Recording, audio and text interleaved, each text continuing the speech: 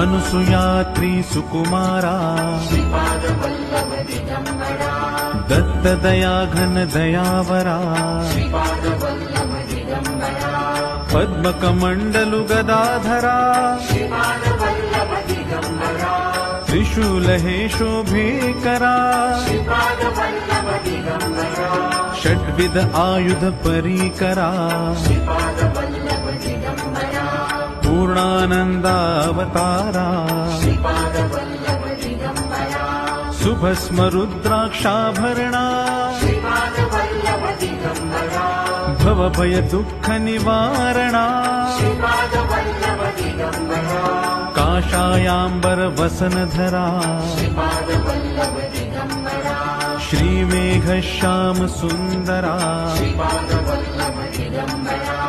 अवधूता हे गिरिवरा